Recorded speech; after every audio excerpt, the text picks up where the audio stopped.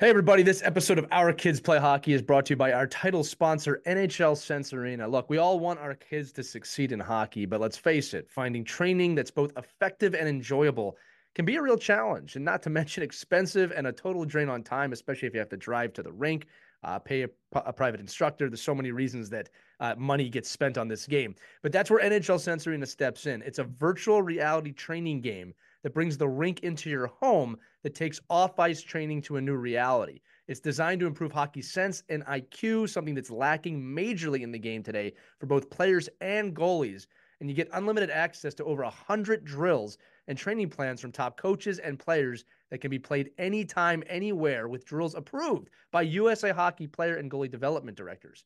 Look, improving mental hockey skills at home has really never been more fun, and any hockey player that uses this is going to have a blast. All right. I've used this before on my own, and it feels like you're so immersed in an arena, you sometimes forget you have a headset on. And again, it's not being on the ice, but it allows you to work on some of these skill sets like scanning, as I said before, hockey IQ, looking around the rink, making the right plays, that getting those repetitions in now as a hockey player are super important for your development.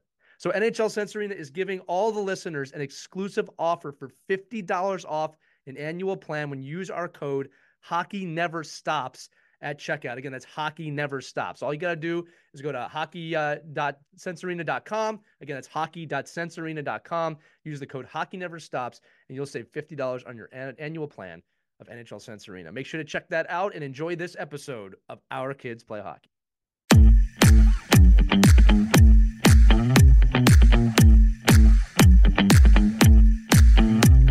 Hey, everybody. Welcome back to another edition of Our Kids Play Hockey. Today, Mike and I dissect going over what happens when everything kind of goes wrong for a player in a situation. We just saw this in the AFC Championship game, which I'll go over in the intro, but really how to coach players to where they're at. It's a really great conversation. We go everywhere from kind of younger ages up to older ages, and just how to compartmentalize, from what are the coach's responsibilities on a team with standards and emotions, and then parents and so on. So you're really going to enjoy this one.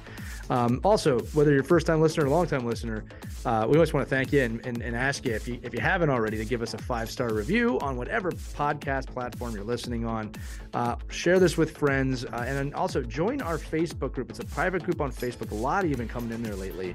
All you got to do is search for Our Kids Play Hockey on Facebook, ask a couple yes or no questions, and you're in, and the conversation really continues there. So if you're looking for more of this, or a place to leave comments or episode ideas, that's a great place to do it. You can also do that by emailing us at team@ourkidsplayhockey.com. One of us will get back to you, literally one of the three of us. And I just want to thank you guys again. You have really, the show grows every single week. We're hitting the top 10% of podcasts on our platform, which is unbelievable. And we take a lot of pride and honor in doing that for you, with you, and because of you. So thanks so much for that. And without further ado, enjoy this episode of Our Kids Play Hockey. Hello, hockey friends and families around the world, and welcome to another edition of Our Kids Play Hockey. I'm Lee Elias. I'm joined with my great friend, Mike Benelli. Christy Casciano-Burns is on assignment today. Mike, I love saying that since she's a news correspondent. It always makes me feel kind of cool. Today's topic, you guys watched the AFC and the NFC championship games. My Eagles are going to the Super Bowl. Don't turn off the show yet if you're not an Eagles fan. I'm not going to talk about that. But if you watch the AFC championship game, at the end of the game, Joseph Asai, as many of you saw, threw Patrick Mahomes pretty hard out of bounds, causing a 15-yard penalty, putting Kansas City in field goal range, and thus getting the hatred from every Bengals fan around the country, saying, "You ruined it. You destroyed us." We saw him crying on the bench after the game about his mistake. And it made Mike and I start thinking, and we've been getting comments about this. I'm going to read one to you in a minute, about what happens when you have a player who's emotionally compromised. And there's a lot to dissect in me just saying that.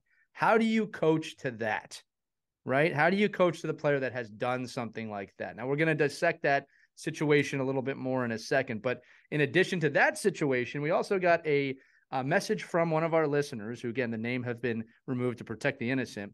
But she wrote this, and it goes perfectly with what we're talking about today, which is, we would love to learn a little more about how to coach through frustrations for young players who put all their emotions on the ice, stick slamming, throwing hands in the air, and maybe even getting physical with other players after they face failure, missing a pass or a shot on goal, or in this case, throwing a quarterback out of bounds in field goal range. I think it all combines together. So Mike and I, from the coaching perspective, are going to kind of tackle this today, pun intended.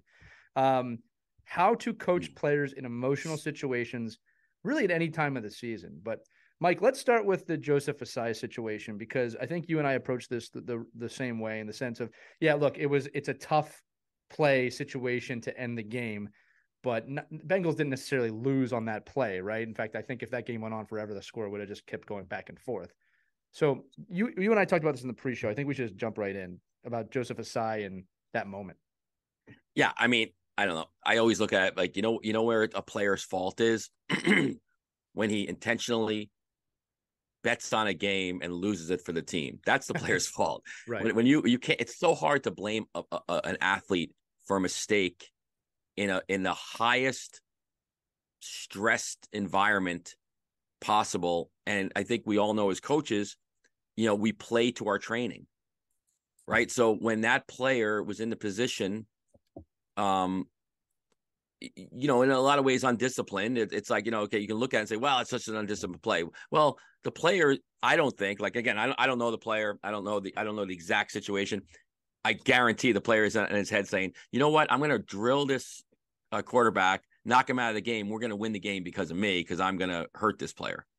They're just in the moment. You're playing. It's just like, it's a hockey player that takes a knee hit. It's somebody, unfortunately, sometimes that hits a player from behind. Again, are they I don't think they're intentional. Like, I think most times you see an athlete do something like that, it's not a vindictive thing. It's right. In the play, in the moment, losing focus in the bigger picture.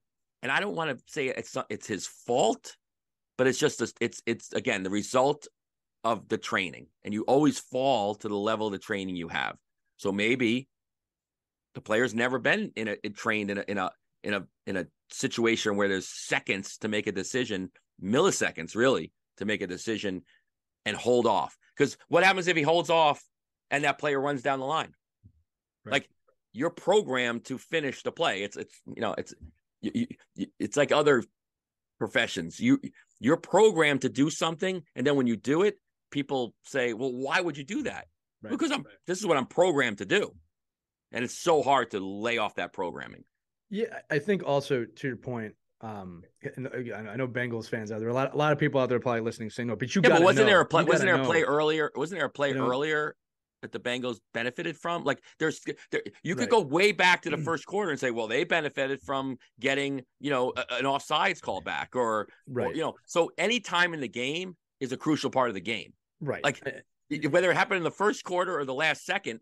Maybe the first quarter, if you would have made the right play, and there would have been an accomplished return or a touchdown, then you wouldn't be in the situation where another player could lose the game for you, quote unquote. I have always said to my teams that, look, a game may be decided on a play, but you didn't win or lose because of a play. You won or lose because of the summation of the game. Right. And like you said, things happen throughout the entire game. First period, first quarter, things are not as intense as the last 5 minutes, last 30 seconds of a game. The other thing, too, is that I think that you were saying, too, about it's not intentional or you're in the moment. I'm going to give two examples, because I was going to say, everybody who likes football is saying, but you got to know in that situation. You got to be aware and you got to know. Well, I think, number one, the reaction of a player tells you if it was intentional or not. It was clearly not intentional in terms of, he wasn't thinking about the clock in that situation, because he was devastated that he had made that mistake. I think he even got hurt on the play himself. Possibly. Yeah. Look, my point is there was clear remorse there. He felt like he had cost his team the Super Bowl, and that play obviously contributed to it.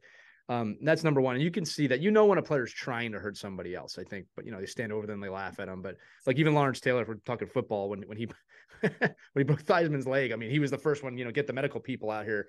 So I think that's first, is the reactions telling. The other thing too is, for those of you saying, and probably, you're not wrong about how he's got to know. I'll turn to hockey players. Zdeno Chara just gave a great interview about when they were in the Cup final, and when his jaw was broken and his body was broken, and he said he was shocked when, I think it was Patrice Bergeron or someone said to him, "Hey, go out there for the last shift." He didn't even realize the game was coming to an end, and he said, "I don't look at the clock. I just play till the game is over, till the whistle is blown." Yeah. So these guys, even the great Zdeno Chara, they get into a zone where they're just so focused they might not be aware. Now, listen, if again you're in football, you do got to know that he'll learn from this, obviously. But again, it goes to the or larger or or picture. or or at the youth level, even this level, or you won't, Lee, right? So Right. so players eliminate themselves from competition by never learning. I mean, and we see Great that point. from 8 and 9 year olds. Like, oh, I can't believe this kid is so undisciplined. We got to teach this out of him. He got to do this. We got to do that, and he never learns. And then that player just doesn't play at a high level. They can't sustain, um, that just their talent has got to get them by. They have to have other means of discipline, right, to continue to play any sport. And we see it. Listen, you see it in baseball where pitchers lose track of the count. You see it on downs in football when Brady quarterbacks lost the lose. count one time. Remember, Yeah, Brady thought it was and like this a guy's the fourth, the third greatest down. player, Yeah, greatest yeah, quarterback of all time. And again, people, I think it's easy for somebody in section 402 to make a comment right. about a player and what their responsibilities are, compared to others. Now, again, I hate it when I hear my kids or any kids like, oh, that player sucks. They're in the NHL. Like, they don't suck. Yeah, Well, and then I'll get my little guy will always be like, well, it's all relative, Dad. It's like they suck for where they're at. I'm like, no. They're elite. These are the elitist of the elitist athletes. And the mistakes they make, I mean, it's amazing to me that the whole game's not a mistake. right. I'm like, to watch these players, and when they do, again, fall to the level they're training, or fall back on something, a habit that they never fixed, or a bad habit that they got when they were younger, it's so hard to overcome those things. That's why as coaches, it's so crucial what we do with these kids when they're 8, 9, 10 years old, because once you form the brain and tendencies, it's so hard to get them out. Right. It just is. And Tim Tebow is a great example if you want to follow the football analogy, right? Like, you couldn't make him into a quarterback at the Right. NFL level because his muscle memory wouldn't allow him to get there. And I think we see that a lot in hockey players. I see that. I could tell you right now with 11 to 12-year-olds where they're at skating wise, whether they could play at 16 and 17-year-olds at a high level, because they can't pivot, they can't open up, they can't ride an outside edge, they can't read and react to a certain area of the ice consistently, and they might be the best player on the ice. But if I extrapolate that out, I could almost in certainty tell you that player is not going to be able to play past this level. It's because of their training. Yeah, and I do want to jump into this from a coaching standpoint because, and again, thank you all for listening to us discuss the sports there and stuff. Mike and I want to tackle this as coaches because I think at various levels there's things coaches can do or look for, both as the coach, but also towards the players that are going to improve this muscle memory, improve these skill sets, both mental and physical. And it's really important that you know that from really Adams up. Especially when you're dealing with emotional kids, which is Adams up. It doesn't matter, right? If you're in youth sports, you're dealing with different emotions at different points. Another quick story I saw, I was in Tampa over the weekend at the Elite Prospects Cup Series, and it was the championship round, and I was watching the U18 Junior Flyers, and this was a semifinal game, and one of the players was on a pretty good situation. He was on a 2-on-1 or a 3-on-1, and he just made kind of a bad pass on the play, and nothing came from it. So not the worst thing in the world, right? They didn't get a counter rush or anything like that. He just didn't make a great play. And he went back to the bench and he didn't throw his stick, but he kind of tossed his stick. He was clearly upset. And I watch, and this is the kind of things I look at, right? I watch the head coach of that team. Again, this is the top team in that system. Walk over, pick up the kid's stick, hand it to the kid, pat him on the shoulder, and say, hey, it's going to be okay, right? It's okay. You're in a good situation there. I have also seen situations like that where no one talks to the kid. The head coach doesn't talk to the kid, might yell at the kid, or teammates yell at the kid. So my personal belief is that coach handled that extremely well. He understood he needed to get the best out of this kid, and that kid had a great game in the championship game too. So when we dive into this, obviously from a coaching standpoint, there needs to be a little bit of empathy. Players are going to make mistakes, right? It's what are the skill sets we're learning? And Mike, I'm going to throw this to you just as a broad sense before we start doing this kind of by age.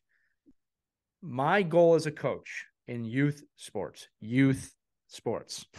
got to reiterate that when I'm doing pro or college, this is a different conversation, is I'm trying to build a good human being before anything else. I mean, it's true in pro too. It's just the winning is obviously a little bit more important. But no matter what I'm trying to do, my belief, Mike, is that if I'm creating a better person, I'm naturally going to create a better hockey player aside from skill sets, right? This is the mental side of the game. If you're a head coach and you're running a team and you have a long-term, kind of aspect of that player, I certainly, I probably buy into that more often than not, but you got to remember, I'm a little older. I'm a little more jaded. I've been around a lot of other programs. And I don't think it's my responsibility so much to build the person anymore, like I would if I was coaching a high school hockey team from cradle to grave. Like if I was recruiting a player and then graduating a player, then certainly my responsibility is to make them better people. Right. If I'm coaching a 10U team of kids from 7 different towns that see me twice a week, I don't know how much better a person I can make that individual other than selecting them based off of the fact that they're good people to begin with. Like, it's just hard to, I don't know what the family situation is. I don't know what goes on at home. So I don't, and this is really for a lot of us, for a lot of young coaches that I work with, like, you can't take in too much stock. Like I'll never forget it. I was coaching a team that I had taken over, and like the first game I was on the bench, some kid took a penalty for giving a kid the finger. Like after a penalty, he gave the kid the finger and he got a misconduct. And the ref's like, you got to control your kids. I'm like, I don't even know who the kid is. Like, I've never even met him. Like, how would I control that kid? Like, how do I control that person? Like, I don't know if that's even, maybe that's acceptable in his home. Like, why is that my responsibility? So, yes, we want to, now, to that point, we want to teach when we have them, we want to, we want to make sure that we're modeling great behavior, right, good behavior and good ethics. And so whether the kids on your team are all, kids that grew up at Wolves, it doesn't matter. Like just you need to do what you do. And then you need to make sure that you're the one, showing and modeling all these behaviors. And hopefully that, because I do believe that players, when they're with you long enough, become a reflection of you. Right. And if you're throwing water bottles on the bench and you're breaking sticks across your knee and you're belittling a player after a mistake, it's only a matter of time before the parents and the other kids on the bench belittle that player for making a mistake. And then, and I think one of our goals is to make sure the kids make as many mistakes as they can when they're at the youth level. I mean, if they're playing at 8, 9, 10 years old, I hope that we're creating an atmosphere where they can make a ton of mistakes that can be identified, reviewed, made again, improved on, and go and working towards perfection. I think all that's fair, what you said. And I think you're right. I think players start to emulate the coaching staff after a certain amount of time. And yeah, when you say is it my responsibility? I think it's our responsibility to set standards while you're with the team. And look, we've said this before. Standards can be destroyed the second you leave the rink by family, by friends. I mean, and look, that's true for everyone. That's not just hockey players. But I think it's really important that when you walk into a room at any level, that the standards are set of how we're pursuing whatever it is we're pursuing, excellence, development. And here are the standards really cleared out. This goes back to the communication piece that we always talk about. You have to constantly communicate. I've been watching Deion Sanders at Colorado College, it's keeping with the football theme. And I love watching the videos because he just goes in the locker room and says, here's our standards, right? You will not do this. You will not do this. If you do, you're off the team. And that's the collegiate level. I think that's an important thing that maybe doesn't happen as often as I'd like, or it happens right before the season. There's a coaches meeting and they go, here's our standards. And they're never brought up again. Or sometimes coaches don't even adhere to their own standards. So I think creating standards are at, and then the other half of it, Mike, kind of continuing the story I told, I talked to that head coach after that game. And I said, I was really impressed how you handled that. And he said to me, he goes, I don't think anybody understands the level of pressure these kids are under. Right. And it got me thinking a little bit of, I'm looking at this from my age where, and again, look, if you're an adult, it's easy to look at an 18U or whatever age group and say, it's not, these kids don't have real problems. And you know what? You're right. They don't. But an 18-year-old kid has the right to his 18-year-old problems, as does every age group. And this reminded me of something. I did an interview series with a bunch of young men and women in their 20s, kind of asking them about, what do you feel when someone in their 40s or 50s or 60 talks to you? And they said, and this really hit me, I really wish people would just meet me where I'm at. I'm not 40. I don't understand what it is to be 40. I only know what it is to be 25. And I thought that was a really fair comment. So when we apply that to hockey, an 18-year-old kid, 17-year-old kid, this is their galaxy. This is their universe. It is a lot of pressure. And you got to be able to try and put yourself in that position for a minute, I think, to understand. And he understood that that kid in that moment needed some empathy, right? Not every kid needs that. There are kids that are motivated by you need to do better, right? Right between the eyes. I think part of the coaching of this is also understanding your players, understanding their mentality. I think that's part of coaching in general, is knowing how each kid or each player is motivated and then making sure you do it. That kid needed an empathetic, supportive coach in that moment.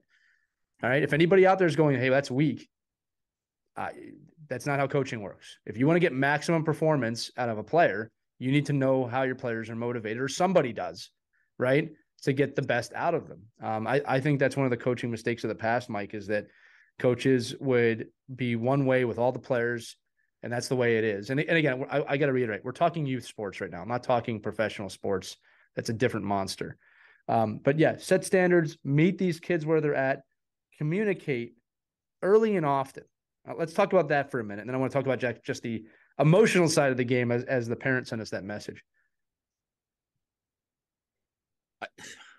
So when you say, like, well, obviously the standards, sometimes I think you get what you get, right? So if you go to a team that has no standards, or it's implied, or it's not directed and sent out there to everyone, like, this is my standards, like what Deion Sanders is doing, there's no ambiguity there. Right. Like, there's no, like, I wonder how he feels about me cutting class.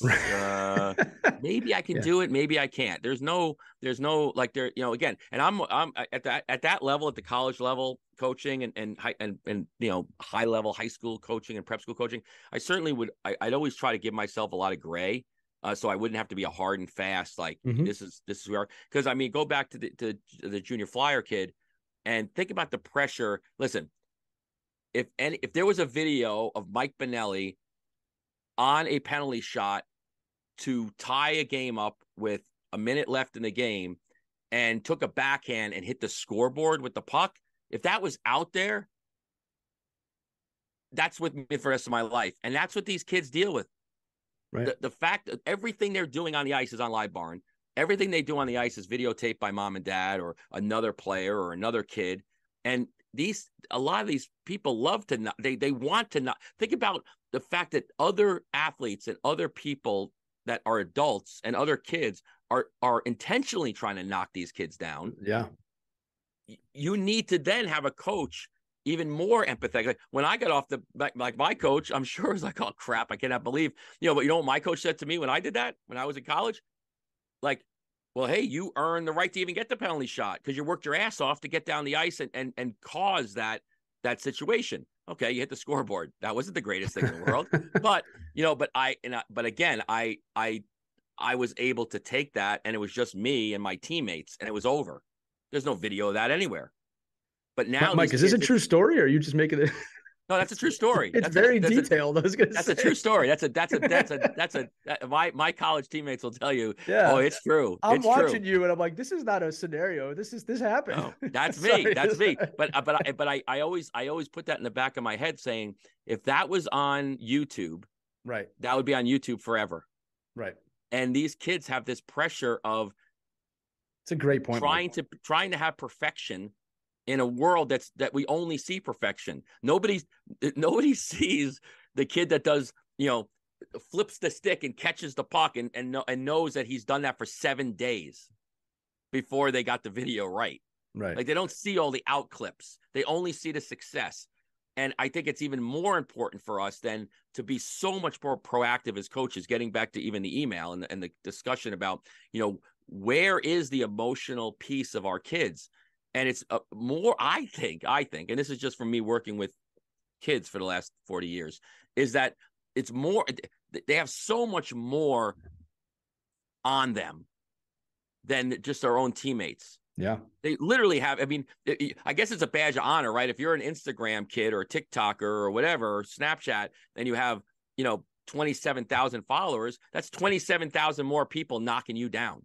Right. That's just the way social media works. Right. And when you expose yourself to that, I don't know if coaches are equipped yet as well as we can be, to teach to that. Because Yeah, that's just it's not X's and O's, it's not strategy, it's not, hey, I played the game, so I must know the game. It's what are the kids how are the kids communicating, and what are they seeing, and then where is that frustration bubbling up? And I think you saw it in going back to the football kid. His teammate during the interviews, I watched a couple of interviews afterwards, and his teammate was right beside him. We don't want to. That's really not a question he needs to answer. That's not him. He's that our his team his they teammates were are with there. him. Yeah, We're with him. it says a lot. And there's a much. I think this kid is 22 years old. The kid that had the penalty. There's a mature, seasoned veteran Right. in the room with him, just like we should be as coaches and parents. Right. That say, not again. I don't think it's being soft. I don't think empathy is soft. I think it's the ability to I think connect it's with that strength. player. Yeah, I think it's Yeah, strength. it's the ability to connect with that player, and then have that player know it's not okay to have taken the penalty, Right. but it is okay to feel bad about it, and it's even better to learn from it, right, and build from it. Well, look, let's use an NHL example. All right. Now, I love that you're bringing this up that his teammate was there because I think that says a lot about the team and how the team is run. All right, from coaches, leaders, whatever. Or that individual, again, maybe, or that individual's own life. Right. Like maybe the coaching staff. Yeah. I mean, does anybody do a seminar and, hey, when your teammate fails, this is how we react? But it's so funny because I remember there was a time like last year, one of the teams I coached, like every thought that when the kid came off the bench had to be a positive statement, had to be. You almost have to make the kids do it until they're doing it. Like it becomes a habit. Well, yeah, look, man, there's a lot to unpack here. Yeah, sorry. No, it's okay. I want to give a great NHL example of what you talked about. For those of you over 40 will remember Steve Smith and the Edmonton Oilers in 1986. All right. When he put the puck in his own net. This is the Gretzky Oilers. It derailed the dynasty. They did not win 5 in a row. This is one of the misconceptions of hockey is that they won 4 out of 5. And right in the middle, when Patrick Waugh's rookie year, Steve Smith, I believe it was against the Calgary Flames, put the puck in his own net to lose the game and end the season. All right. And in again, I wish this moment was shown more. I'm probably going to make a video about this now that I talked about it. The next year they won the cup, and Wayne Gretzky, this is his 3rd cup, takes the cup. This is right when they give it to him and hands it to Steve Smith. You got to remember who's on this team. Paul Coffey, Mark Messier, Grant Fuhr, Yari. I can go on. There's just Hall of Famers, like 10 of them, right? And he hands it to Steve Smith, a player you probably haven't ever heard of. And Steve Smith talks about how that was one of the most healing moments of his career. You got to remember, too, Steve Smith was not a bad player, but he will always be, Mike, to your point, before YouTube, remembered for putting the puck in his own net. Now, we always talk about how Wayne Gretzky is a better person than he is a hockey player. That's another great moment. But this shows you the brotherhood and the bond or the sisterhood that you get at the pro level. So I think that that's the first point that, you're not defined by one moment. Another thing you said that I think is really important to reiterate. If you were born before 1990, maybe 95, and which is probably most of us, all right? We are not going to understand what these kids are dealing with social media. All right. I know some of us, including myself, social media was born when I was in college.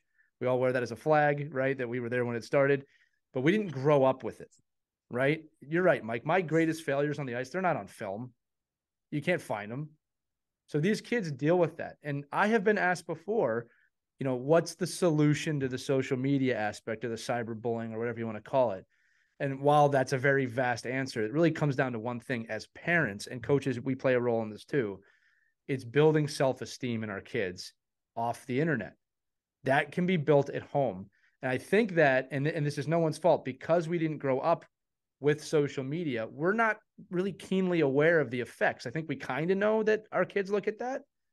All right, but I can hear this from my own kid who's about to be 9 of, talking to this person online or this person made fun of me. There's real obvious signs that he's already seeing some of this stuff or words that he's seen that he should not be seeing. I went right in and shut the chat off when I saw that. But my point is we've got to build self-esteem in our children, not just our kids, all kids, right?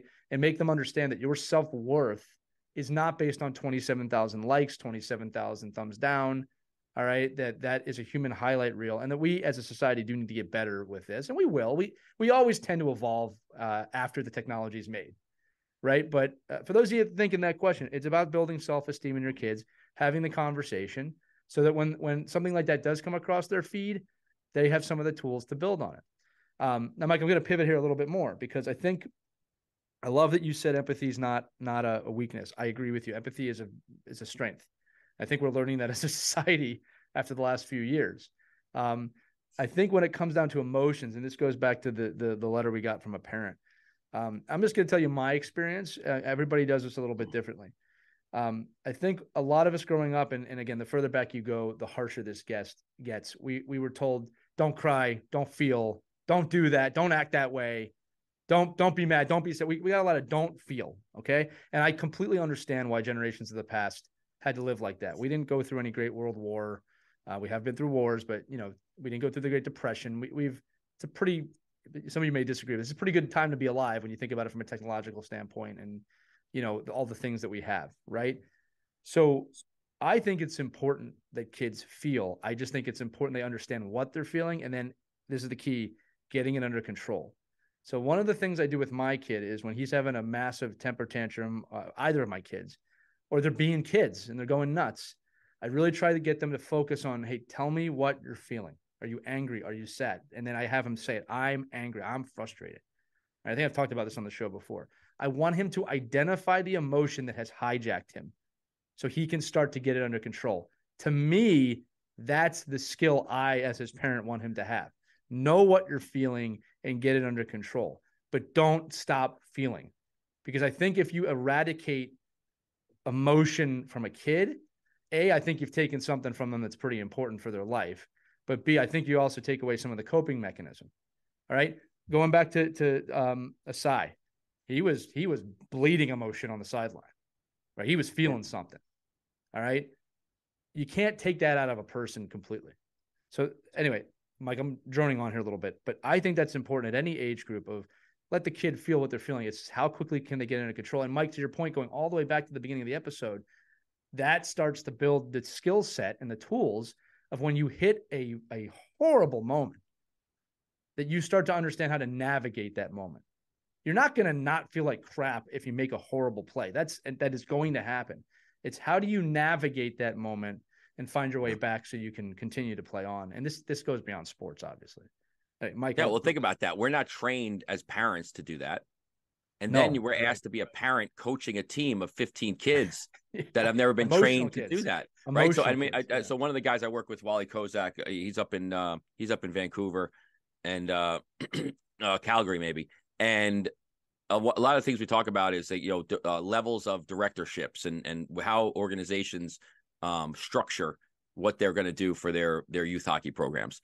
And one of the biggest pushes right now from many youth hockey organizations and that I work with certainly is one of the structures that we want in place over a hockey director and a skills instructor is an ethical and emotional director, like right. somebody that can teach us great idea. and give us the right tools to teach, to remember ethical, what we're doing, what are we doing ethically. I mean, I remember days when I was growing up that, if the best player forgot his jersey, the coach had no problem getting, the fourth line kid and giving him his jersey and having him play and said, well, listen, kid, we got to just play. I know, right. We have to win this game. And I'm like, are you, as a player, you're like, this is insanity. Like, is this really happening? But then again, if you don't know how to deal with it, you don't know how to, you don't know how to interject as a player. I was 15 years old when that's a real story. Right. Yeah. And I actually feel bad that I wasn't strong enough to be like, hey, coach, that's not right. Like, this player just doesn't get to play. It's their responsibility to remember these things. We don't need is the win really that important? Like, and I think when you talk about like how we're so, disconnected from the athletes sometimes, like the kids on a whole would rather be ethical than win. That's just how kids are wired. Right. Like they are. You're absolutely right. They don't want to. They don't want to win by cheating. Right. And they know that comes later in life. yeah, you can cheat when when you're a jaded adult that needs to win a game without right. Right. I mean, I look at I've been in so many different hotel rooms and bars during tournaments where parents are like figuring out ways to catch teams cheating so we could win. I'm like, well, isn't that cheating? Yeah, Like, aren't yeah. we I like, hate what do that. we do? Like, what do you, I said, well, you're trying to tell me that this kid was not on the roster early enough. Like, it is what it is. We're playing the game. Right. So I've just looked at it. And again, these aren't high stakes, professional matches where the winner or the loser is losing a livelihood. These are children, and these are adults in a recreational environment. And to your point, this is the kind of stuff that we need to do proactively, learning ourselves, and then letting parents know these are the standards we're going to set up, and this is how I coach ethically. And part of that's going to have to be you allowing me to let the kids have emotion. Yeah. Like, I want the player to have emotion. I don't want them bottling it up. If they're going to cry, they're going to cry, because some kids react different ways. Yeah. And or the body language. Like, that's, to me, like, body language is the biggest pet peeve as a recruiter Yeah. of Head any down. other thing. Just the head down, the shoulders shrunk, the stick breaking over the, watching a kid on the bench and not allowing a play to go. So when we talk about, when the teams win and lose games, it's not Right. always on the last play of the last second. They could have lost the game on an emotional Yeah. penalty they took in the first They quarter could and have gave up lost a the game before touchdown. the game even started with And what we're again, talking about. you can No. never go back and say coulda, woulda, shoulda. If this would have happened, Michael Kay up here in New York does a show, and I forget what he called it, the law of probably, whatever it is, whatever it is. He's like, oh, if this happened, this would have happened. And if that second baseman would have turned the double play in a second inning, they wouldn't have scored the 3 runs to put us down. It is what it is. Yeah. You are in the situation you're in at the end of the game. Now you go to the level of your training and we try to win. Yeah. And again, I think but I've had many kids. Matter of fact, every year I've coached, I think my whole life, I've always had that 1 or 2 kids on the team that was an emotional, like, outside the norm person. That was me. Like, either, That was me playing, Mike. I'll be honest with you. yeah, just really, Yeah. really. And then I've had some kids that have like that. I'm like, do you even have a pulse? Like, do you even want to be here? Right. And and it's almost the reverse. Like, no emotion. It's like, you don't even care. Yeah. And me, I'm emotional. Like, I'm like, I care. Like, right now I've had to learn to harness that, right? Because you can't just keep breaking sticks and throwing water bottles and dumping garbage cans in the locker room your whole life. So you have to learn to navigate that world. But when you're working with kids, adolescents, as long as we know it, and I guess my point is, a lot of us don't ever get the training to even be considered to know what that should look like. Well, and I think that training, And it's not fair. I think that training is evolving over time. And again, we're all victims of when we were raised in some sense, right? Like, a lot of people didn't know about emotional security 30, 40 years ago. And that's like, I'm not going to judge any other generation based on what they do or don't know. I'm not saying you are either. I can tell you, I was a very emotional kid, really up until my early 20s. All right. And it sometimes it helped me and sometimes it really hurt me. And it took me a long time to mature, at least what I think is mature enough to the point where I could be on a bench and be even keeled and understand how to compartmentalize it. But it took time. Now, with that said, Mike, you talked about having kind of an ethical type person within the team or someone watching over. I want to talk about my own experience here with these 8-year-olds I volunteer to coach. All right. I do 2 minutes. This is every week, at least 2 to 4 minutes of real baseline. Some people might call it meditation. It's just more of a hyper-focused, feel your fingertips, listen to some sounds, just get very focused with me in the moment. And it's funny because we talk about, can you teach kids this from a coaching standpoint? These kids are 7 and 8 years old. And yes, the first 10 times I do it, it's agony because they can't get past 5 seconds without giggling or laughing because they're kids. And I'm very aware of that. But you know what? We're way past the half point of the season now. They can get to the 2-minute mark. They're very quiet when we're doing it. They understand this is something we're doing. And this is the key for me. I have seen kids on the ice, off the ice, use it now to calm themselves down. These are 7 and 8-year-old kids. So it can be taught. Right now, I have been trained to do this, to be fair. I'm not saying everyone knows how to do this. All right. But the point I'm trying to make is that you can start teaching these ideals very early as a coach, as a parent. All right. And I think it's important, and here's the thing. When these kids move on now to the next team, they might lose it if they don't keep practicing it. That's how mental fitness works. I always say it's like a gym. If you keep doing it, you're going to stay in health. You're going to stay in shape. If you stop doing it, you're going to fall out. And that's okay too. Okay. We learn from shared experience over time. But my point is, as a coach, you don't have any control once those kids leave the locker room or the bench. So we talked about setting standards, maybe giving them some tools. Not every kid's going to take it. That's okay. I think to answer again the email that we got, I said this earlier, and this is true for adults too. You can be hijacked by an emotion. You can be so angry that you start doing things uncharacteristic because you've been hijacked by that emotion, by that saboteur inside of you, and it's causing you to react. In my opinion, all right, I'm not a psychologist, I'm not a psychiatrist. In my opinion, as a hockey coach, all right, and as a parent, the first step to trying to quell that is to identify and say out loud what you are feeling. I am angry. You can do this in private if you need. I am frustrated. I am pissed. You will be amazed when you call it out how quickly that will start to diffuse it. And again, yes, you can start to help your 8-year-old, 12-year-old, 15-year-old kid do this. Will they be able to do it on the first try? Absolutely not. Absolutely not. This is something that you have to consistently practice.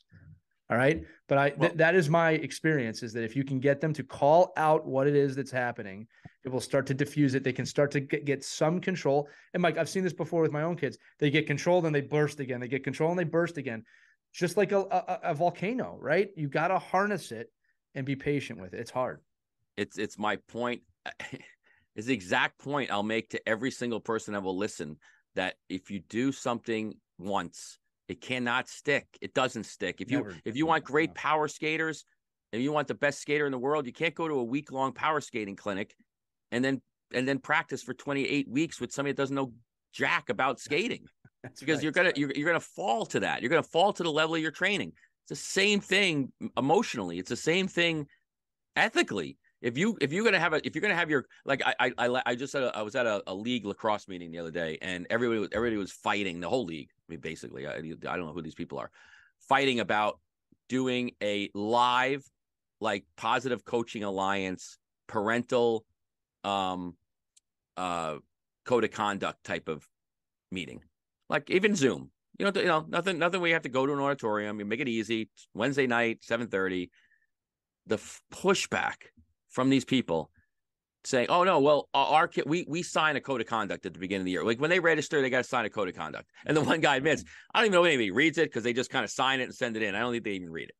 Okay, well then we're not doing our job then. Right. What the hell? What is that? What kind of code of conduct is that? Like the code of conduct is just a blueprint for the stuff that you want to follow and model. So why aren't we discussing this once a week, once every other week? Why aren't we reinforcing it like we do skating, like we do stick handling, like we do? Right. Like if you want kids to battle and drive to the net and go for rebounds and score goals in the house, then you have to have drills that have them battle and score goals and go to the net and then not house. wonder why they don't do it after you've done it. I won't even name the coach knows who he is. He'll contact me after he watches our podcast. Know who you are, Mike. Yeah. I can't get my kids to go to the net. They're always never around the net to score goals. I go, well, I've just watched 5-year practices and not one drill did the girls, boys, whatever they were. I don't know what they were, girls or boys.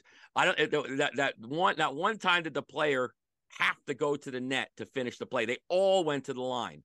That was 25 feet away from the net. So don't tell me they don't know how to do it. You don't know how to coach. Like, you don't know how to train them to do that. Mike, I can't believe my kids, that team leaves the locker room. It's the most disgusting, example of a room I've ever seen. That doesn't, if you see that, if you walk in, that means to me, that's an undisciplined team, doesn't give a crap about anything, doesn't understand where they come from, who they are, has no culture. I don't care how good they are. You go in that locker room and it looks like a bomb went off and there was a birthday party with cupcakes and cookies and soda bottles all over the place. Then that is a direct reflection on the coach. And I don't mean game one. I mean, that means that coach hasn't addressed that throughout the season, building ethics, building a culture, all the other things. We all worry about what's the schedule, what's my hockey rankings, and what hotel are we staying at for the tournament. Well, why don't we worry about the real things at the beginning of the conversation we had, that how can I build good people and be responsible for that if nothing I do in my organization models any of that. Yeah, it's scary. And again, we've talked about this before. Actually, this person who sent us the email is someone I know, and I remember she told me a story about another mite team, and she said that she was appalled. She walked in the locker room, and they were not just cursing, but using terms they probably shouldn't be using, and it's like, how does that even happen at that level? I mean, it means no one is taking the responsibility. And look, again, does all the weight of the world have to come on the coach with these kids in their lives? No, but when those kids are in your locker room or on your bench, yeah, that's your responsibility. Right? Yeah, Not and it's your anything they do responsibility to set the outside of that. standard so that Yeah, people don't come to your team and go, right, "Oh my God, I can't believe right. Pinelli's such a psychopath. Now, Like he look, wants our look. kids to have the locker room clean after every Right, single practice." you Like, psychopath, well, Mike, for the don't join my team. Like this is right. my standard. Well, look. We talk about ways to sell programs sometimes, and I'll tell you this. I think it would be attractive to some parents, when you see the highest level of ethics and standards set by a program, and that's what that program stands for. I'd want to send my kid there. You know what I mean? Now that's me. All right. Some parents want the best top talent, and I get it. Your journey is your journey. Don't get me wrong. We all got to figure that out. But I'll give you one, and some of you might think I'm a Boy Scout for this, but I hope more people do this with my kids, my team, and we'll do it in sports again. My organization does send out a code of ethics that needs to be signed. All right. Now, at my kid's age, I am the one who has to sign it. But I sit down with him and I go over it with him before I sign it. And I make it kind of cool. I said, hey, you got a contract here. All right. You got a contract with this team, and I want to review it with you. And I go over the basics. And you know what? They all say similar things of, how to be respectful. You're not going to do this. You're not going to do that. You're representing the organization. Why would I not do that with him? Why would I not make it exciting? You're signing a contract, and these are the responsibilities. Do you understand what the team is asking? What do you think we should do if someone's out of line? It's a 10-minute discussion with my kid, and it's fun. Every year we should do this. Mike, I remember too, and again, Boy Scout thing coming in, but I remember when I was in my junior year, I played for an elite team, and they gave me a playbook, and there was a lot of stuff, and there was a notebook, 3-ring binder. There's no digital technology yet. This thing was the Bible to me. I mean, I took it so seriously that I was on this team.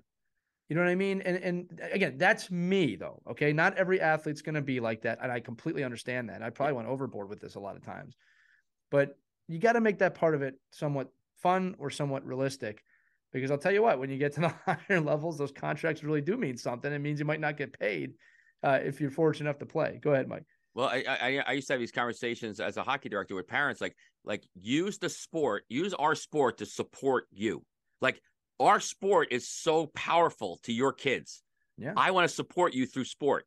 That means you're going to sit down if you want to. Listen, you could look at the code of conduct and say, well, I don't want to sign this code of conduct because I don't believe in any of this stuff. Really? Like, you don't believe in any of this? Okay, well, then I just got to let you know it's probably not the best organization for you to be in, because this is what we believe in. And when this comes up, we're going to need your support for this to play in my sport. Right. And the parents that want that, which I think is overwhelmingly the most parents want this, right? Is a program that's going to model behavior that's going to support what they want modeled. Right. Like it's very different than if you go to a program and you're at home and you do this and you make your kid do this and you have this and these are your standards at home. And when the kid goes in there, it's like, hey, it's a free for all right now. I get to spit on the floor and I get to, steal tape from other kids' bags, and I get to make the coach go get my water bottle because I'm not happy, and I can whine and cry and have a temper tantrum, and there's no recourse for that. Well, okay, well then but just understand that's not my standard. So the two, I mean, Christy says this all the time when we're on together, right? That you've got to mold the two together. Like you've got to find the program that takes your standards and the program standards. And then when you purposely sign up for something that is diametrically different than your own standards, you get what you get. Yeah. Don't call me and listen, I probably have 25 emails in my email box that I've answered about people that are unhappy in the organizations they're with, and they can't believe it, and they're shocked, and they just can't believe what they've gotten into. And then I could go back and say, well, remember the email I sent you on August 15th explaining what this organization is and who they are, and you discarded that information? Delete. Like, don't come to me and say you're shocked when you weren't shocked. You're just shocked it happened to you. Like you're like, we're as parents, like, I can't believe that coach treated my kid that way. Well, didn't you know that that 7 kids left that team. The reason you're on the team is because 7 kids left the team last year because of the way the coach is. So what do you think? You're the reason he's going to change? Like your kid is the golden kid that's going to change this person and who they are ethically? No, it's not. The coach is going to fall to their level of training as well. So when you have an emotional kid, if you have an emotional child and a child that is just so pent up with frustration, negativity, lack of confidence, then it is the most important thing to find the program and the coach that matches that need rather than matches maybe the level of hockey playing. Because if you can't get through the emotional piece, doesn't matter how good you are. If you can't last in a game, there's one kid right now we're working with right now. He's been on 3 different teams in 8 months, and it's all on penalties. It's all because every time the kid gets on a team, he's taking 4 majors. And I'm like, you're unbelievable player, unbelievable, like gifted. But you can't, if you're not playing and you're hurting the team, then it doesn't matter how gifted you are. You're in the box or you're in the stands. You're not helping me. Well, someone's got to get through to him. I need 6 kids that are ungifted that can play a whole game.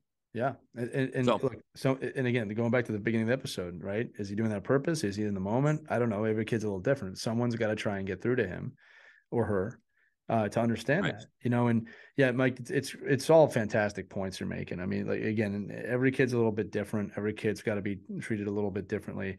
And I think that, again, a lot of this comes down to just how you do it throughout the season. And look, as a parent, I know this from being in this system and playing through the system, the grass is always greener on the other side.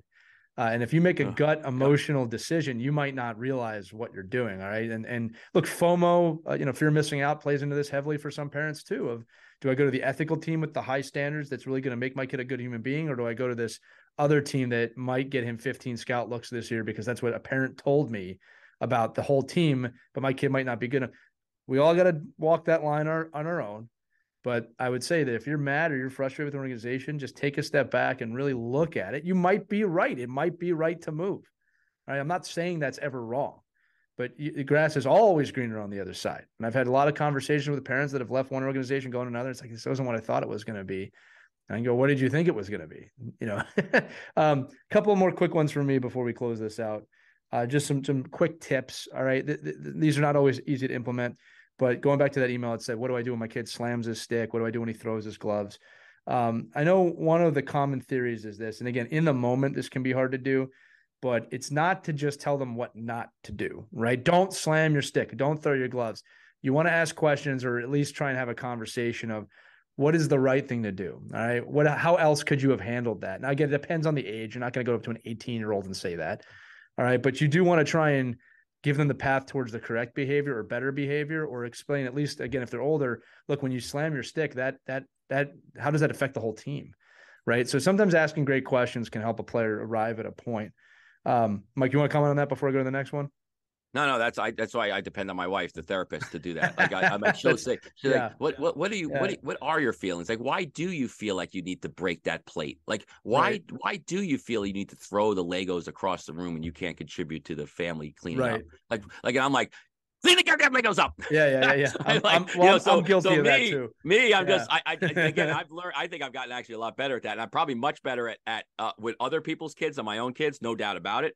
That I'm much more like, so tell me your feelings about why you slashed that kid over the head with a stick. It's like, well, if you're emotionally compromised, it's hard to do this. That's what I'm trying to say. Like, especially on the bench in a high tension situation, as a coach, I'm not going to be, hey, how could you have handled that differently? I'm just it's easier for me to ask other people's kids why they have a problem other than my kid. Like you're the problem. Right. And so it's like, but I get it. But it goes back to, it's a learned thing. Right. Yeah, we get it from our parents. We get it from our upbringing. Or you just learn it, but your own circumstances. Again, the example that I was given, I have to work on this all the time because I can be a little bit of a hothead too, and I'm working on it. I'm not perfect at it, but it was, you're not supposed to say don't eat on the couch. You're supposed to say, hey, come eat at the table. So and again, that is so much easier said than done. But I do try and review. How many times are you allowed to say that? How many times do you have to say, come eat at the table before you say, get off the couch? I think at some point it becomes you're not getting dinner tonight if you don't do this. But Right. no, I'm with you on that too, buddy. It's not easy and it's not always simple, and you know you have to discipline your kids at some point, right? You just Yeah. But I think it's so so, hard now too, right? That we're in a world where like if I take my kid's phone away to punish them, I'm the one being punished because right, now I can't contact him. I don't know where he is. I don't know right, when to pick him up. I don't know who he's with. I'm like, right. now I'm the one being Well, punished by this now. that's a perfect segue to my final point, which was, and I think this is always an important message to give to players, and I'll tell this one in a story. Um, Obviously, I love the game.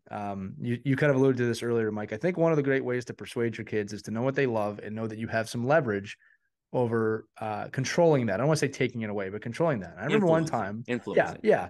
I remember one time when I was late teens, 16, 17, mid teens, I should say. I did something wrong, and my father said, "I am not taking you to practice tonight." And that was between the eyes. That had never happened, and I was devastated. And I'll tell you what, I called my coach, and by the way, I love my father immensely. I love my mother immensely. They are fantastic parents. They, in my opinion, did everything they could possibly do right in my hockey journey. So this was just a one time. I deserve this. Let me say that I definitely deserve to be punished here. Okay, Right. and I called my coach, and he offered to come pick me up. Which I'm realizing now how above and beyond this was. And I remember he said to me, and everyone I'm about to say this, you're going to say, oh, yeah, that's obvious. But I had never heard this up until this point.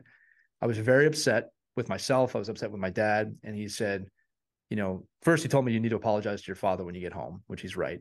And then Right. he Right. said, we got to the rink and he said this. He goes, when you walk in that door, you leave this outside. You have to leave this outside the rink.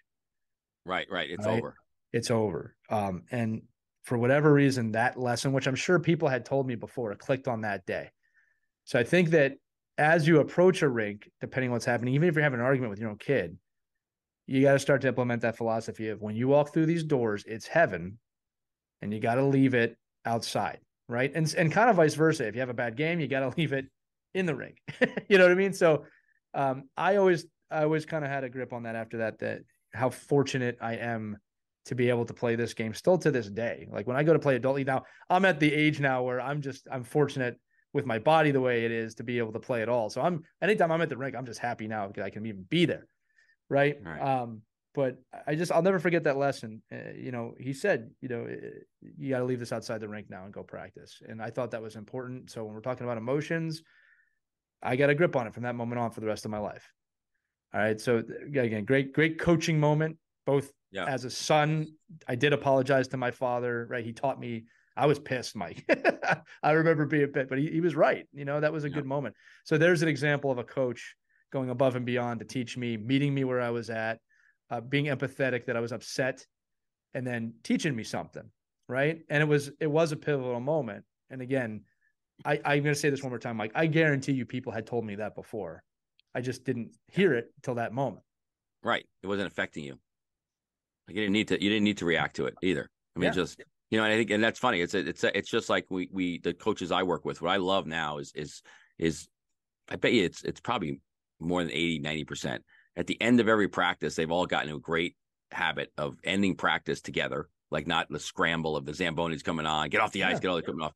Like there's a lot to be said for reminding kids in the moment to, hey, let's all thank, when you get off the ice, thank your parents. Like I've gotten this Yeah. habit, and I know my kids hate it, is like, hey, when you get on the bus, thank the bus driver, give him a smile, say good morning. Like Yeah. that's Common just do that. decency. Just do that. So the day when you're running down the hill, when you're late and your hair's frozen to your head, and he looks and he doesn't go, drives away. He's not going to drive away if he knows you're a nice I kid, you're think a this friendly goes in kid. all walks of life. Yeah, and I think yeah. that's what I love coaches, and that's where I talk about the power of sport and supporting the parent. Is that I want that coach to be like, hey, don't forget, turn to your parents, wave to them, make sure every one of you says thank you. Now, do Absolutely. all of them do it? Probably not, but the ones that do get rewarded, right? Because the parents like thank you, and guess who they acknowledge that to? The coach. It means And so then they say, much. wow, that's a really nice Yeah. coach. He doesn't know crap about a power play, but you know what? He's a nice guy.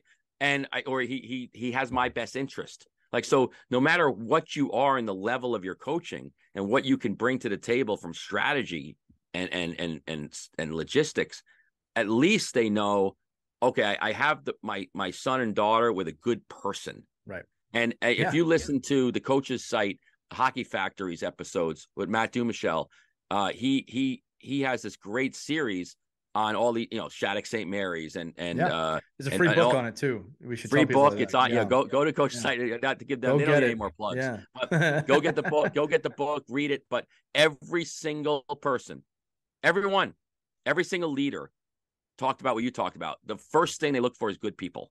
And if you can't produce a good person by the time you're 16, 17, 18 years old, you ain't going to those places. No.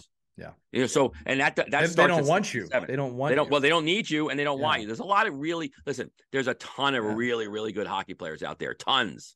Yeah. And then you need to be, if you're going to be a real jackass, like if you're going to be somebody that doesn't care about anything and is just not a nice person, you better be really good, like really, really good. Yeah. Because people will listen. Let's admit that people will overlook certain aspects of your personality because of skill.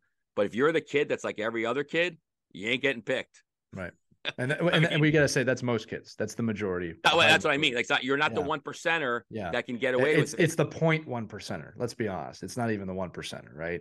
No doubt about it. And I think that's a great, to me, I'm always like, well, and again, maybe I come from a different place because I wasn't the 0.1%er. I was the kid that had to get picked because I was good enough, but I was better than the other kids I was with. I was just a better person. I had a better personality. I loved coming to the rink. I will say this as a coach. All right. I can win with that. All right. You can give me talented players that can't get along with each other. I can't tell you with confidence I can win with that. I can win with 20 good people that have comparable talent. I can win with that.